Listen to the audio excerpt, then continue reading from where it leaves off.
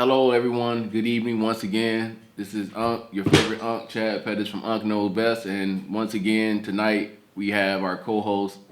Angie, your favorite auntie. So, our first episode, we just kind of went into what we were going to be talking about and what the podcast would be all about. Tonight, for the very first time, we will address a question that was given to us by one of our faithful listeners, and it's a good question. I think you all will like it. But before I get into that, how are you doing tonight? You all right? I'm doing all right. Okay. How was your day today? Stressful?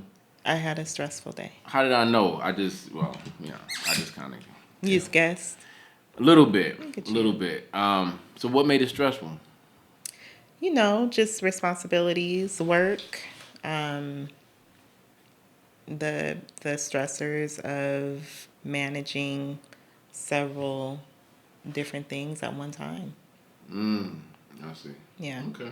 So I'm a single mom, right? And I have my kids, and I have a career, and and with my career, I do a couple of different things. I'm also a professor part time, in addition to my 9 to 5, and I'm a mom. And it's full disclosure. I have a senior in high school, and college applications just opened, and Gotcha. so we're working through that as well. So yeah, just a lot of competing priorities. Gotcha. How was your day? It was fantastic. Every day is fantastic for me.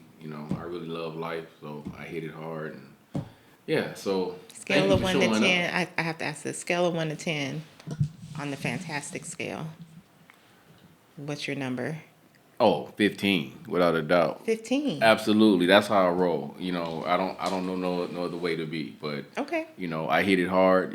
I love life. I get up every day getting at it. I know life can be tough, but I couldn't wait to come and do this tonight. So that was one of the reasons why I got fired up. Oh, you I'm were ready to go. excited? Excited is an understatement. Yeah. So yeah, Awesome. yeah, I'm fired up and motivated. So tonight we're gonna talk about self sabotage in disguise, why we block our own success. In fact, you know what I'm gonna ask the great auntie, what is the most successful? What is one thing you've done that you were successful at that you're most proud of? It's going to sound so cliche, but it's my kids. Um, Raising all of my kids are just good humans, and they're all doing really well. And last episode you asked me about a fear, and I talked about fear of like not being successful or not doing well. And Right, so as a mom, especially as a young single mom, I was really concerned about, are my kids just going to be good humans with only one parent in right, the home? Can I give them everything that they need? And so I can't say that I gave them everything that they wanted, but I do think that I did do a good job at giving them what they need to be good people and to be successful. right. And so I'm very proud of all of my kids. Absolutely, absolutely. That's a beautiful thing.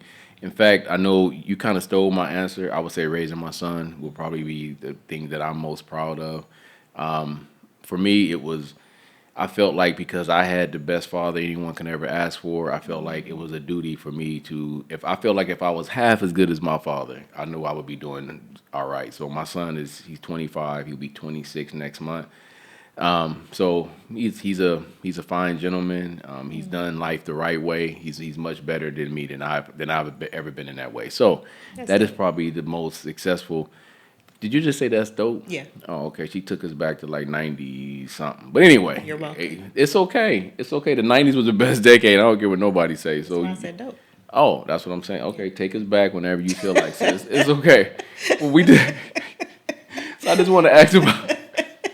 And then so we're going to talk about why we block our own success, which is something that I feel people do all the time. And self sabotage is something that I know working with young people, some very challenging behaviors over the past. Ooh, it's been almost 30 years now. I think self sabotage is probably what I've seen the most of. So, and I know we have a scenario tonight from a young lady from Riverside, and if you were going to read that for us, I or am. Are we ready? absolutely, I'm Okay. ready. Good afternoon, Unc and Auntie. I am a 25-year-old female from Riverside, California, who is also a single mother. I live with my mother and younger sister, with my daughter in an apartment. I feel like I keep setting goals, finishing school, getting a better job, losing weight, starting a business, keeping my word, but always quit right before things start to work. I call it bad luck. But my mother and aunties say I'm lazy and act like my father, whom I have never met. I really want to be successful, but it seems that life just keeps going bad for me. Oh wow. So just in reading it right off, this is she's 25 years old, so that means she was born in what 2000. Okay, if my math is right. Okay, and so when it comes to her living situation, I know many young people because of the times we live in, because of the expensive things. There's certain things that we have to do to to do what we have to do. So, and I see that she's saying she keeps setting goals like finishing school and getting a better job and so on and so forth. So, when it comes to quitting right before things start to work, have you ever experienced that yourself as a young lady when you were 25? I'm assuming you're older than 25, but I don't want to make any assumptions. You know, so I mean, I'm just saying this. I know black don't crack, so I don't know. I'm assuming you either 25 to 80, one of the two, but I'm just gonna leave it there. So That was very safe, very clever, it was. very So clever. yeah, Yeah, and I try to be as clever as I. I That's appreciate how it. I've come as long as I I've gone as appreciate long it. as I've gone. So when you were that young, when you were a younger lady, Yes. and she says that she has a daughter. Yeah. So, and I'm not and our listeners, please. It's not that I'm judging. I'm just kind of getting the whole scenario together because this is life. It's nothing to judge. But quitting right before things start to work. Have you ever done that before in your life? Yes. That's when that fear would kick in, especially when I was younger, especially, when I was 25. That was just a year ago. Um, but when I was younger at that age and I would get frustrated, I would I would quit. Or and it wasn't like just a flat out quit. Like sometimes I would just find an excuse to remove myself from a situation that I wasn't sure of. Got you. Yeah. Got you. And that happens quite a bit. And thank you for being transparent with that. For me, when I look at people self sabotaging and quitting right before things start to work, I notice oftentimes people will say, "I'm tired," or "I've gotten tired," and I often think, I wonder sometimes, are you tired or are you bored? And I think that because the one thing that the hard reality of life is in order to achieve anything, you're going to be bored while you're achieving that thing. I've never been super excited every time if I got through school or if I had to work out and diet and get in better shape, get my health together. It was never a fantastic thing just to it was going to be a hard grind. It was going to be a dogfight. So, so sometimes I think it's just boredom. It's not like I'm tired and I don't want to do this anymore. I'm just bored. And so for me, I look at mind shift. How and I would look at this young lady when she's talking about getting a better job. What does that look like? Are you in school? Well, she says she's not finishing school. And what does that look like to finish school? So I when I look at this and self sabotage, I wanted to ask you because I think this is big for her. I would ask her, what's her why? What would be your why? Like what motivated you to? In fact, you. So I don't know. Well, last episode you went into who you were and everything, but can you? How far did you go in school? I say that like you stopped in the 10th grade or something. But I know you went further than that. I'm sorry. I said, how far did you go? Like, oh, I only went to the 7th grade. No. How far did you go? Did you? Well, you know what? It's a good segue because you're talking about the why. The And why? so I graduated high school and then I went to community college. I did not do well. I became pregnant at 19. And so at that point, when I had my daughter, was like, oh, I need to get a job, like a real job, and I need benefits. And so Right. my daughter became my why, even though Mm. I wasn't exactly clear about what I wanted to do moving forward. Right. I knew that I needed to start building a foundation. I did not enjoy school when I was, K through 12. I didn't enjoy school at all, other than the social aspect, right? Um, and I was average with my grades Mm. as far as school was concerned. So I went back to school initially just to become promotable at work. There Mm. were some positions I wanted to go for, but they required like, well, you need 15 or 30 units or something. And so I went back to school just to do that. And then in that process, I'm like, I might as well just go ahead and get my degree. Mm. And so I got my undergrad, my bachelor's degree, and then I decided to keep going. I took a little break and then to figure out which direction I wanted to go, what type of degree, what discipline. And then I decided to do my master's, which I enjoyed. I didn't really enjoy school until I got to my master's program. Right. I think I hear a lot of people say that because your master's is more It's focused on what focused. you really want to do. I know for me, my getting my 2 year my AA that was actually the hardest because of the I guess the general ed requirements or whatever they make you take. I had to take algebra and all that again or math. Anyway, so I feel the same way. But yes, my why also was my son. I feel like we have a lot in common when it comes to that kind of thing. Yeah. And again, I just like you, I went through school more so because I felt like I was working as hard, or if not harder, than everyone around me. But yet, some people who had higher degrees, they made more money, or they were, they were leading me, and it was like at that time, no diss to any of my bosses back then. I know that they probably up in age. Most of them probably retired by now. But no, I felt like it was like lambs leading lions. So I felt like if I truly want to be a lion and show people that I'm a lion, I need to get the paperwork done. And so that was my why. So with this young lady here in Riverside, I would say identify your why and just every single day remember what your why is. And not to judge, but I'm thinking you have a daughter, right? So that could be your why. Her mother's in her life.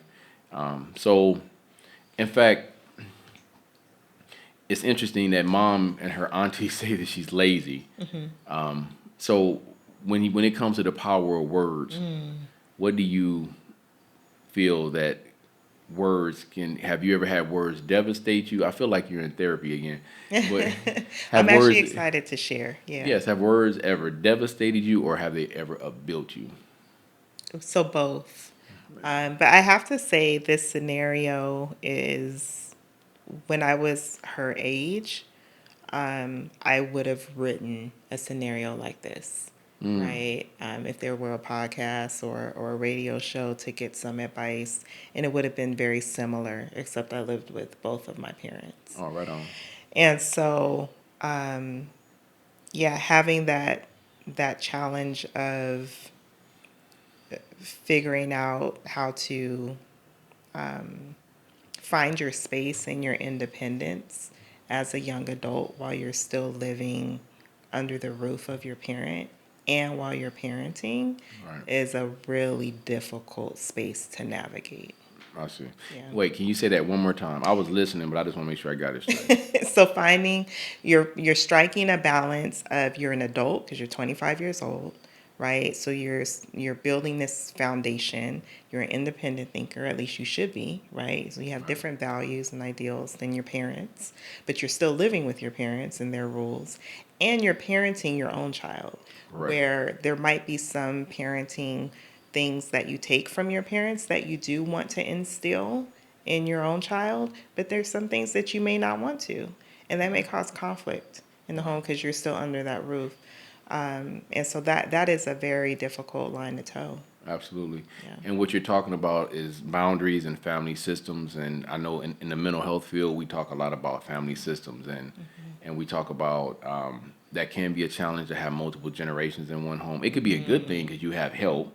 However, at what point is mom to you and your daughter? Yeah. So now your daughter and you and your daughter put on the same level in this situation if things are not done in the right way.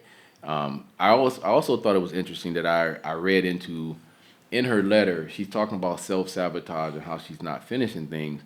But then she decided to throw her father in there, and that she's never met him. I thought that stuck out. Not to say she shouldn't have done that, but that tells me that there's something The there. words. The word. Yeah. So, if you're listening, I hope you are. I would say you can always reach out in your local community, your local area, if you feel like you need mental health services. I know with the internet, it's so easy to kind of Google different like platforms and your insurance if you have insurance, or if you have Medi-Cal. Mental health services are they're very accessible nowadays. So I just wanted to say that before we move on, because it seems like to me she threw her father in there, and I can tell that maybe that's a struggle for her. Yeah. And so when we're looking at, and she mentioned that she lives with mom, right? And then she has support with aunts, which is a good thing. But when it comes to hitting comfort zones, what would you consider a comfort zone? Like if you were in your comfort zone, I deal a lot with that with young people. If I have them in private practice, or if I'm training therapists, or if I'm working with others, and as far as motivating people, I know I kind of threw that a deep question on you like that, but comfort zone, I think when you're in the comfort zone, you don't realize you're in it because you're comfortable, absolutely. right? Yeah. Like, And what's so bad is you will straight get an attitude if somebody try to bring you out of it, which right, is interesting. Like right. you would think everybody tripping. Like what's wrong with me? What you So mean? yes, and I'm not. And this is not to judge this young lady, but if it looks, I can see how she can be in her comfort zone. If she Yeah. lives with mom, she's 25. I know life happens, but then when life happens, sometimes you have to be comfortable with being Uncomfortable. uncomfortable. Yes. And I think that that's how you really, really achieve things. You know, the old school people would say, you took the dog out of her. In other words, you took that out of her, so she's very comfortable, or she could be comfortable, but yet I can see she's not that comfortable because she acknowledges that she doesn't finish things. So Yeah, well, she's frustrated in the absolutely, comfort, right? But I think sometimes when you have goals, that you have to just you got to punch the bag. absolutely, You just got to go.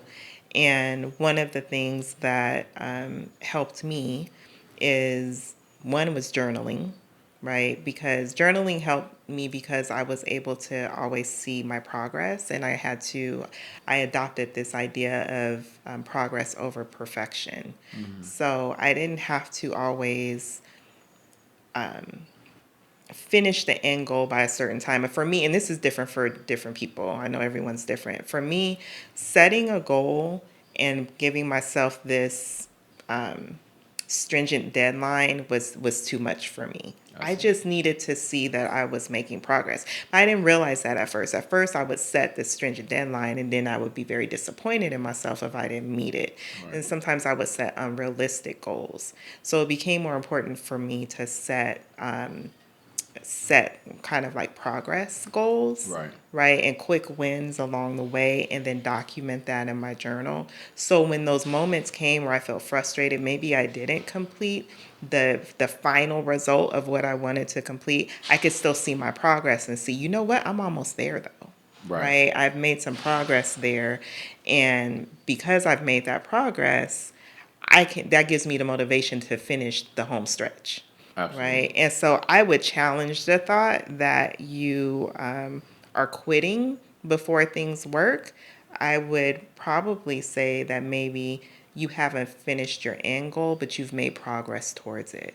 And I would love for you to sit down and write down what that progress has been so that you can give yourself some grace as you finish out the goal.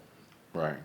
Another theme that we have, another bullet point that we have down is fear of not being successful.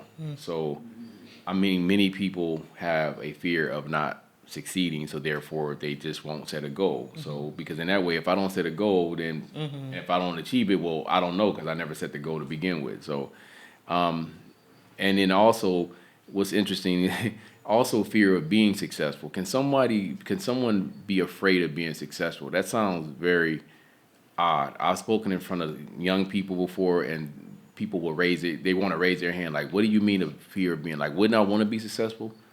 What does that mean to you, as far as afraid of being successful. The weight of the responsibility. Absolutely. Yeah, yeah. Absolutely. When you think about, and I'm guilty of it now. I'll see a position and I'm like, ooh, that's a Right. lot. Like I know I could do the position, but that's a lot, you Right.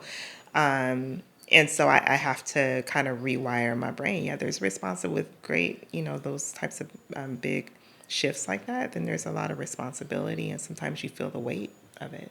Absolutely. Yeah. It's interesting because I was watching this lady. She was taking her daughter to school. It looked like, and there was a puddle, and it kind of reminded me of the fear of being successful. I think at a young age, sometimes we're taught that not being successful is success in some sort of way. She was trying to get her daughter to jump over the puddle by herself, and then the daughter looked like she was scared. And then when she finally did it, she jumped in the water, and then she started crying. And then the mother picked her up and soothed her. Not that I'm saying we should be hard towards little kids, but I think what it taught her was instead of having her try again, it taught her like, oh, it's okay. You jumped in. Yeah, you were right. You couldn't do it. So I think sometimes it's even at a young age we're taught that instead of trying to get someone to complete something, we just say it's okay to quit and just give up. But then the interesting thing with that one is that can become a habit. So just like with this young lady, I wonder if it's become more of a habit or a way of doing something just to stop before she finishes. Yeah, Just it's like a the young normal. lady in the puddle. She just jumped in the puddle and mama said, you okay, yeah, you're fine. You couldn't do it, so let me help you out. So I know that maybe that's kind of old school parenting, but I believe in not allowing you to quit. So so I'm wondering, do she see herself as successful, and what does that look like for her? At 25, what would success look like for you? I know you say it's only been a year ago that you were Yeah, it's only 25. been a year. Oh boy. Medication is real, y'all. Medication is no. Anyway, so what would success look like at 25? Because that's big. Because I know how old was I? When I was 25, it was 2000. I guess I just told everybody I'm 50. I don't care. I'm owning it. So in the year 2000, a 25-year-old being successful may look a little different than now, just because of the times. Yeah. But I think as a mom, I think success would look like maybe it's school and taking some classes. Um, Maybe if she's able to be able to move out and get her own place for her and her daughter.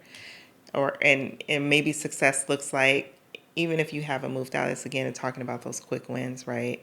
Then this year saving a certain amount of money to get in position to move out the following year, or fixing your credit. Um, Success doesn't have to be a one and done, Right. right? It can be those little things along the way for the big goal. Absolutely. Yeah. And I think that's a good mindset to have when we were talking about the fear of being successful. Um, and I know you touched on the expectations, right? But also too, with expectation comes some hate, some jealousy. So sometimes I think that we fear success because not only are you people going to expect us to continue to be successful, but what will people say if I differentiate if I set myself apart from others in being successful? What would they be jealous of me? Would they sabotage me? So I'll sabotage myself before I allow you to sabotage me. So that happens quite a bit. So you say you work at a college, correct? Yes. Okay. And so you deal with 25-year-olds, right? Yes. So how long have you worked with 25 kids at that age? How long has it been? Well, because I've only been, it was just a year ago that I was 25, so this is new for me. Oh, okay. So I guess we're still going on that fantasy. I'm trying to get a thought of. I'm just kidding. So, yeah, I've been at the college for about 3 years, but yeah, as in human services over 20 years. Right. Yeah. So you really can see a difference between 25-year-olds now as opposed to 25-year-olds 20 years ago. Oh, well, for sure. But I mean, that was me. That was you. 25 years, right? Oh, my Like bad. those Yeah, I years forgot. ago. Okay. All right. You see him trying to get me to tell my age on No, camera. no. Yeah. So I think you've given some great insight into that. So I know I mean, you've given some life coaching tips as far as as far as what the young lady can do. I will, and I've given some tips as far as her bringing up her father and like looking for mental. Possibly therapy could benefit her. I know both life coaching and therapy can benefit her, Yeah.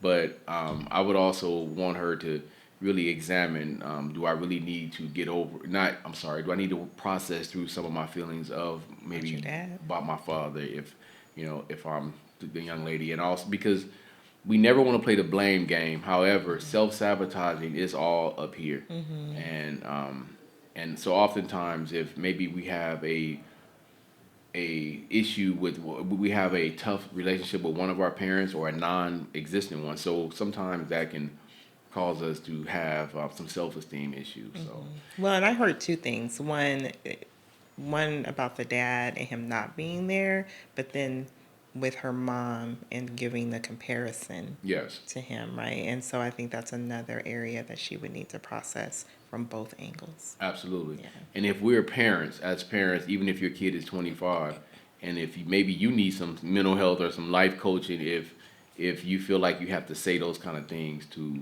Yeah. to your kid, because that's a pretty rough one. Because you're saying that you're like, mom is saying you're lazy like him, and she's never even met her father. So that's like a really double, triple down on that Yeah. pain. So. Yeah. Auntie Angie, thank you so much for joining us for our second episode. This is your favorite Unc, and please continue with the scenarios, the questions. We'll kind of go through which questions and scenarios we feel that are best for our podcast at this time, because I know some can get a little different. So once again, if you feel like you need mental health services or you feel like you need access to services, you can also what do you say last time? Remember, subscribe and Like, follow, subscribe. follow, subscribe, You got it. DM, right? You anyway, so you can direct message us, and we can no, and we'll try to see if we can like direct you in the right, connect you with the point you the right direction. So, thank you again for joining us once again. It's been a blast so far. So we'll keep it light, and hopefully people can get something out of what we've done this evening, and look forward to our next episode. Y'all be cool. Take care.